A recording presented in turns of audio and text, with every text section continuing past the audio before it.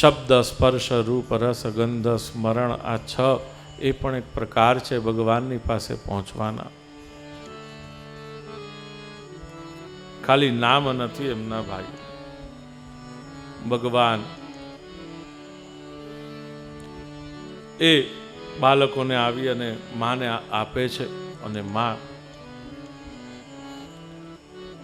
એમને દિવ્ય ગતિના દાન કરાવવા પોતાના સ્તનપાન કરાવે છે, વાત્સલ્યના પાન કરાવે છે.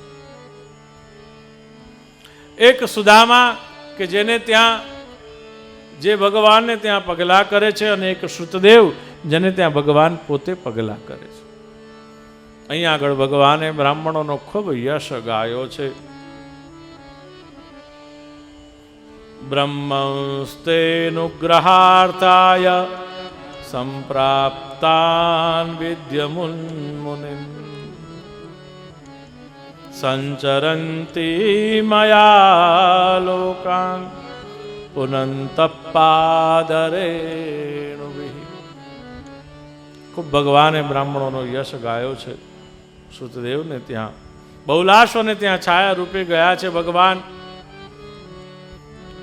નર નારાયણ ઋષિના આશ્રમમાં સનત કુમારોના શ્રીમુખે નારદજી દિવ્ય કથાનું શ્રવણ કરે છે કે જે ભગવતી શ્રુતિએ યશ ગાયો તો ભગવાનને જગાડવાને માટે એ સાંભળીને ખૂબ પ્રસન્ન થયા છે.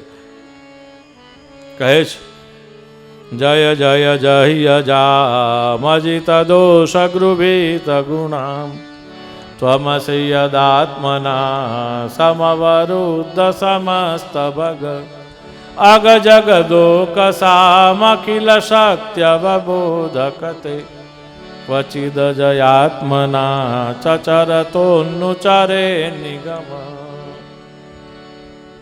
દગ્ધાક્ષર જથી જ શરૂઆત કરી છે.